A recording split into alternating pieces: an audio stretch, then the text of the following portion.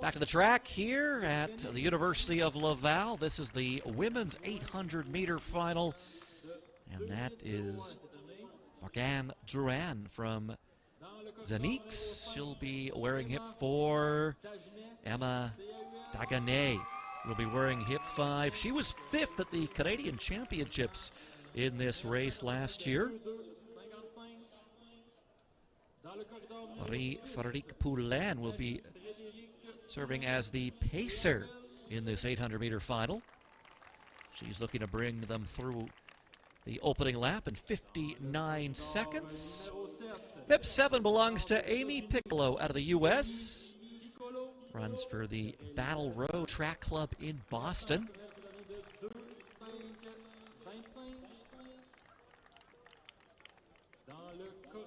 And hip 8 is Catherine Boyard, member of the University of Laval's club team.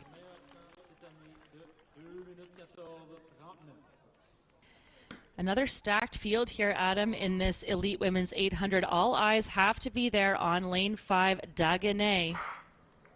She is the one to beat, 2:02.55 at her best. That was set last year. She's got a season's best of 2:03.61 from last week, coming off some strong performances from throughout the year.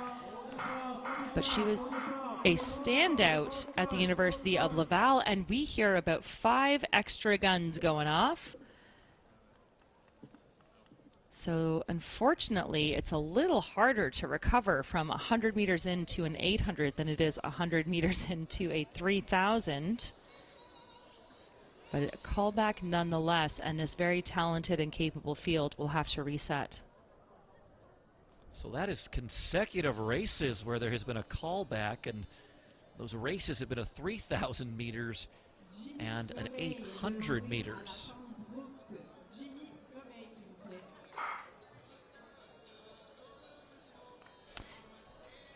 I just heard another test gun, Adam, and I wonder if maybe there was a bit of a timing issue there. That's the only thing I can think, because I did just hear another gun as they were walking back. So, and to be clear, a starting gun.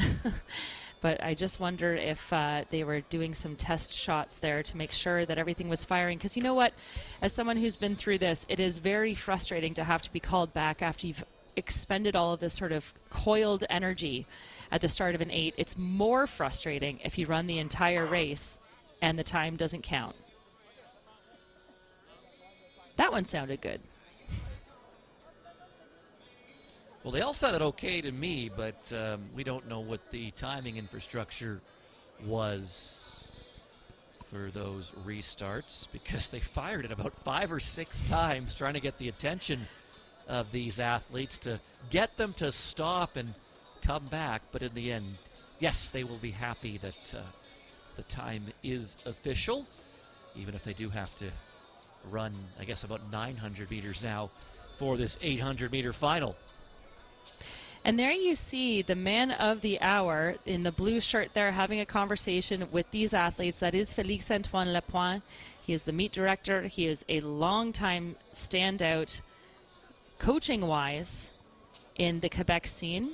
Coach of CAUL, as well as several of the Olympians here tonight. Looks like he's just having a bit of a conversation about what these athletes want to do. He's a dedicated coach, and again, really does a lot for the running community. So I think he might just be having a conversation about giving them, I see his hands coming down, let's see if we can give them a little bit of a moment to take a beat. He'll recognize that, again, that energy expenditure after you recoil so much at the start of an 800, it's a lot to come back from. The green card for the field means that there will be no charge. It's a safe start. It will be a fresh start eventually. But as we watch the athletes just kind of take their time walking back to the blocks, I wonder if they've given them an extra beat here.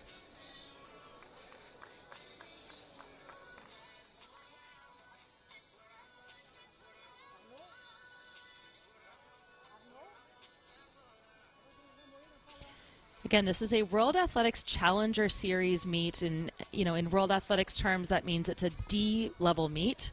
A being gold, B silver, C bronze, D challenger. The points from a World Athletics perspective, and the prize money descend in that order. There you see that label. So it does adhere to some pretty high standards, even though it's a Challenger Series. Great prize money on tap here. $500 for the first, $300 for second, $200 for third. And I remember Adam being an athlete and thinking, if I could win $500, that would be groceries for the next 2 months. I'll take it. So it means a lot to these athletes. But all of that to say, you know, they want to make sure that they're giving each competitor the best opportunity to show their best on the day. Especially being, as we've mentioned, less than a week out from our Bell Canadian National Championships. It looks like we might be getting set again here under beautiful conditions in Quebec City.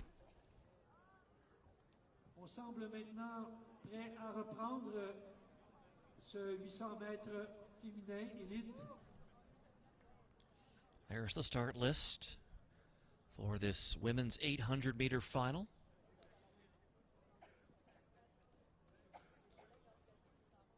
It'll be Poulin serving as the pacer.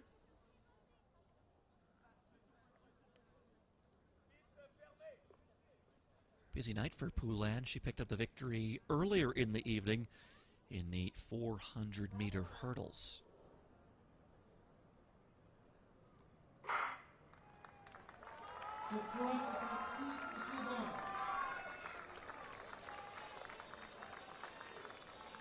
And everything appears to be in order for this start.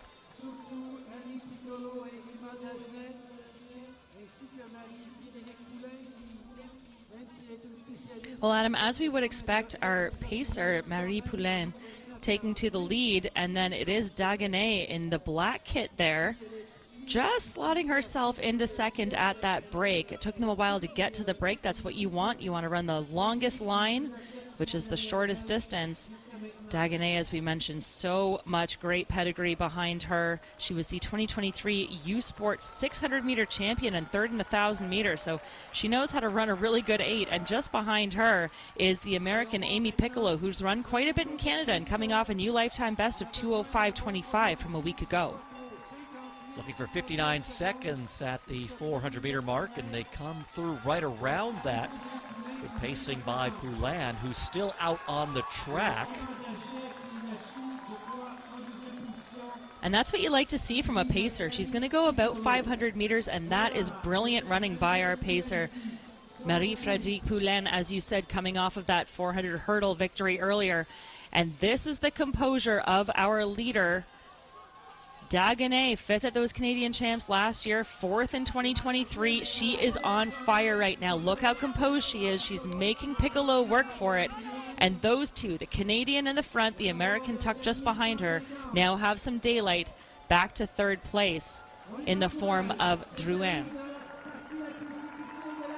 Piccolo has been a shadow for Dagenet for much of this race. She's going out wide, trying to make the pass, but Dagenet pulling away. And it's going to be a victory here for Emma Dagenet as she wins the Quebec City Track and Field Classic here in 2025. And just waiting on confirmation now of her winning time. Well, it was outside 2:04. It's not going to be a lifetime or a season's best, but what a brilliant win there for the Quebecer.